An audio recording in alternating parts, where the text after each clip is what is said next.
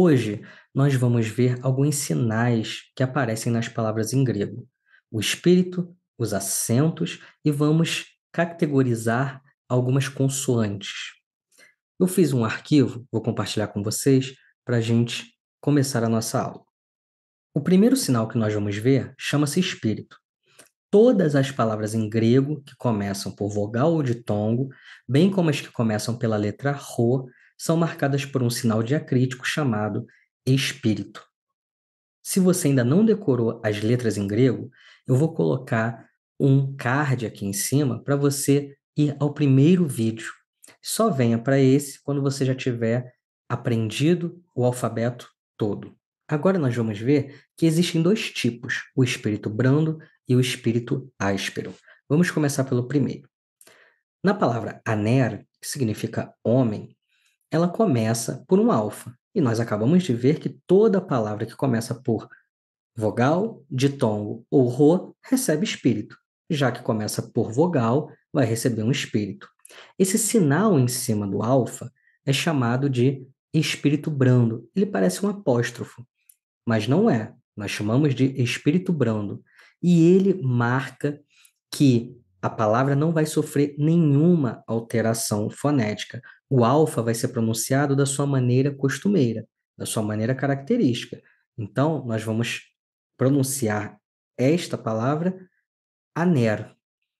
A segunda palavra, antropos, recebe também um espírito brando. Veja que o sinal é o mesmo que aparece na palavra aner. No entanto, tem um outro sinal ao lado. Esse outro sinal é um acento. Nós já vamos vê-lo. Então, antropos recebe também por começar por vogal. A terceira palavra, uranós, começa por ditongo. Veja, nós já falamos sobre isso no vídeo anterior, que este ditongo em particular se pronuncia como U e não OU. Mas, por ser formado por duas vogais, sempre que começar por ditongo, o espírito vai recair na segunda vogal. Então, nós pronunciaremos uranós. Na quarta palavra, oinos, também começa por ditongo. Então, o espírito vai recair na segunda vogal. Há um outro sinalzinho aqui, mas ele também é um acento. Então, daqui a pouquinho vamos falar sobre isso. Na última palavra, alos, começa por uma vogal maiúscula. Nesta palavra que está começando por maiúscula, nós vamos colocar o espírito ao lado da vogal e não em cima dela. Então, toda palavra maiúscula vai levar o espírito do seu lado esquerdo. Ao lado do espírito tem um acento. Vamos ver agora o espírito áspero. Percebam que o sinal em cima do alfa de harmonia, ele é diferente do que aparece em aner. E a pronúncia também é diferente. O espírito áspero vai aspirar a vogal. Por exemplo, na palavra house, palavra inglesa house, se você colocar a mão na frente da sua boca, você vai perceber que sai um vento, sai um ar.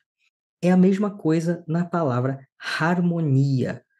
Você precisa aspirá-la. Então, se você colocar sua mão na frente da sua boca, você vai ver que vai sair um vento. Harmonia. Façam o teste. Vejam que o sinal não é o mesmo. A voltinha do espírito brando é para um lado e a do espírito áspero é para o outro lado. As vogais, então, podem ter espírito brando ou espírito áspero. Aner recebe um espírito brando. Harmonia, um espírito áspero. A segunda palavra, retor, começa por ro. O ro, ele recebe sempre um espírito áspero. O ro não pode receber espírito brando. Então, ele vai receber o espírito áspero em cima da sua letra. A terceira palavra, raima, começa por um ditongo. E a gente acabou de ver que todo ditongo recebe o espírito na segunda letra. Então, raima. lembre-se, aspirado, Raima, tem que sair esse vento da boca, e o sinal que está em cima do espírito áspero é uma acentuação. A quarta palavra nós já vimos no vídeo anterior, Hades. Hades recebe o seu espírito ao lado porque inicia-se com maiúscula. Então, nós colocamos o espírito ao lado. A dificuldade é nós gravarmos e reconhecermos quando o espírito é brando, não vai sofrer nenhuma alteração, e quando o espírito é áspero, que vai sofrer uma aspiração. Vamos falar agora das consoantes. No entanto, nos próximos vídeos, nós não vamos voltar a esse assunto até que nós abordemos a terceira declinação. Mas por que apresentá-las agora? Porque quanto mais familiaridade nós tivermos com o sistema da língua, é melhor para que a gente não seja pego desprevenido lá na frente. Então, a ideia, como eu disse no vídeo anterior, é a aproximação do idioma. Então, é muito importante que a gente já veja esse quadro e não o ache estranho quando voltarmos a abordá-lo. As consoantes, elas pertencem a certos grupos. O grupo das oclusivas, por exemplo, significa que na passagem do ar, o ar vai ser obstruído em alguma parte da produção sonora. Por exemplo, nas labiais, ele vai sofrer uma interrupção nos lábios. É o caso do beta, do pi e do fi. Apesar do fi nós pronunciarmos como se fosse um F, originariamente ele é um PH. Então seria um fi, usando então os lábios para a obstrução do ar. Segunda categoria, as dentais, nós vamos ter uma obstrução no palato mole. A língua vai tocar o céu da boca e os dentes superiores. Percebam, delta, tal e teta. O teta é uma aspirada. Se vocês voltarem ao vídeo anterior, na tabela, vão ver que a transliteração do teta é um TH. E, como eu acabei de dizer, o do fi é um PH. Nas guturais, nós temos o gama, o capa e o ri. Percebam que agora o A vai sofrer uma obstrução na garganta. O gama, capa e o ri. O ri também é uma aspirada. Ele, lá na transliteração, vai ser apresentado como um KHI. Então, lembre-se do H, que não é um H mudo, mas um H aspirado, como lá na aspiração que nós vimos. Esse H ele vai ter sempre uma modificação sonora. Então, vejam, as labiais, beta, pi e fi, as dentais, delta, tal, teta, e as guturais, gama, capa e ri. Se vocês tiverem a percepção, aprenderem a partir dessa experiência de perceber onde o ar ele sofre essa interrupção, vocês vão ter mais facilidade do que simplesmente decorar a tabela. Vamos ver agora as líquidas e as nasais.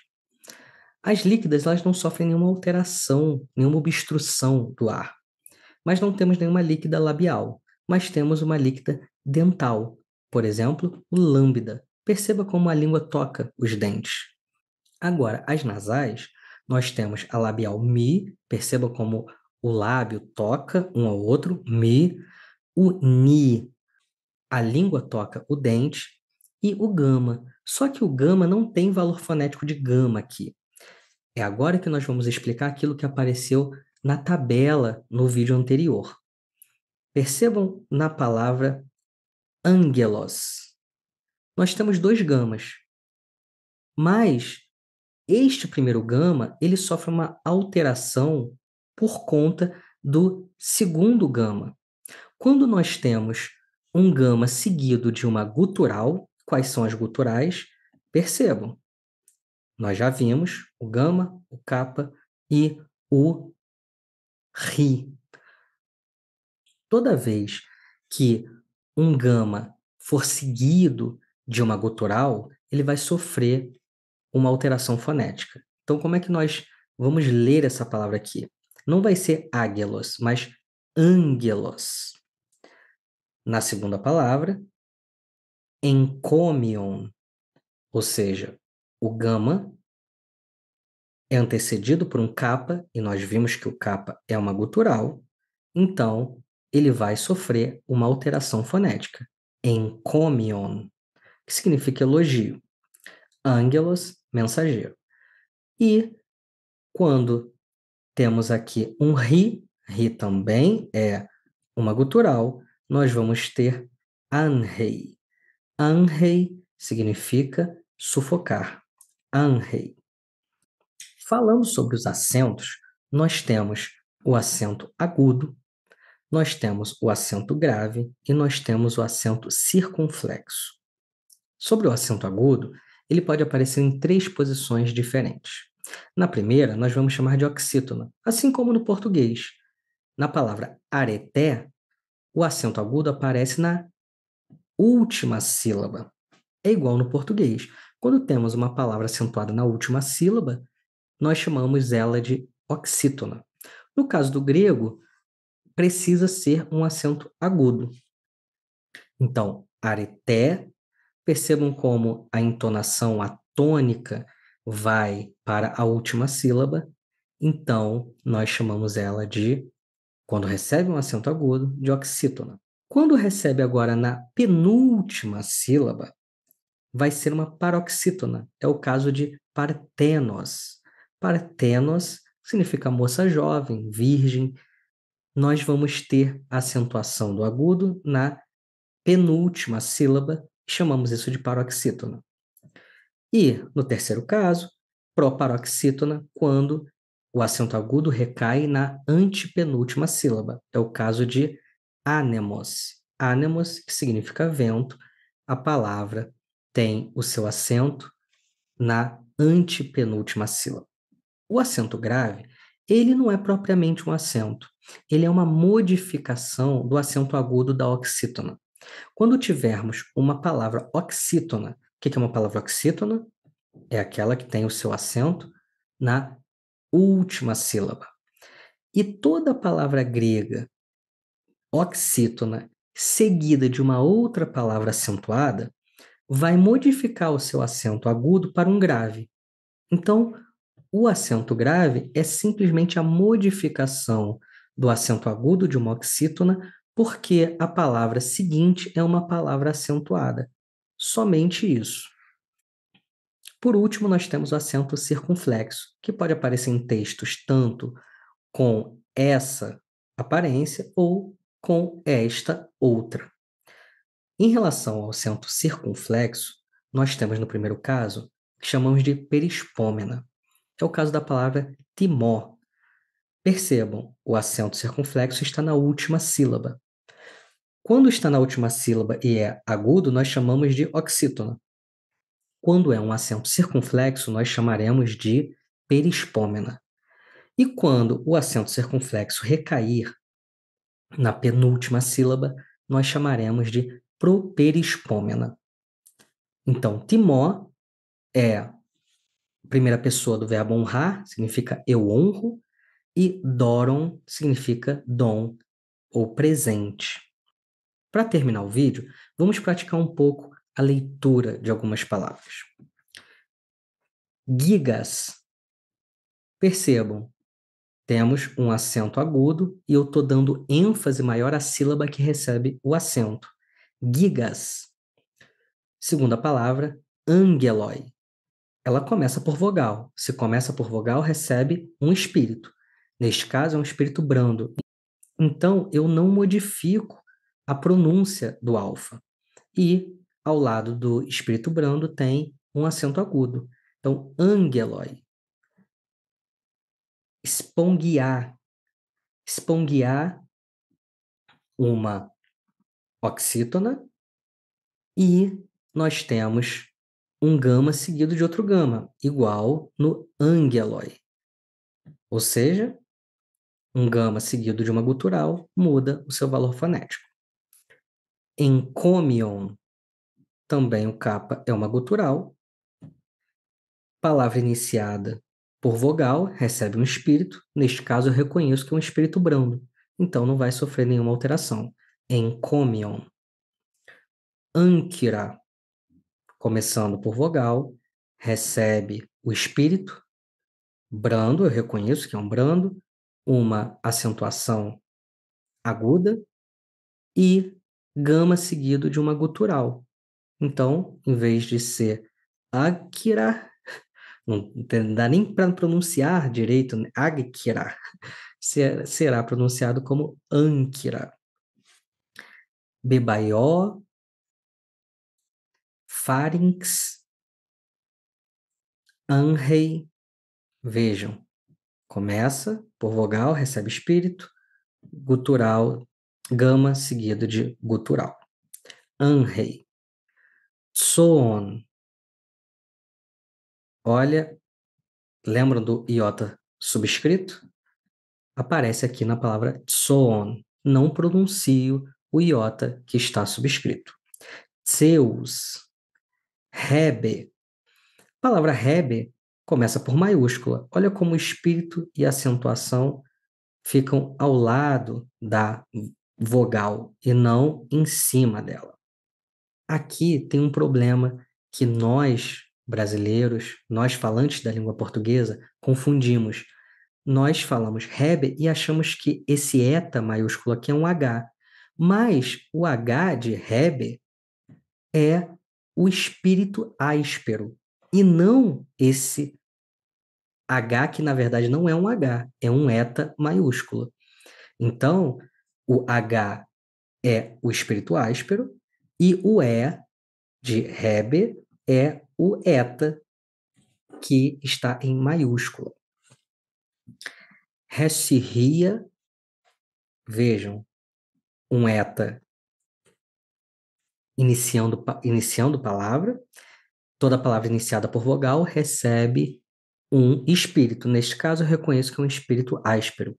Ré, se ria.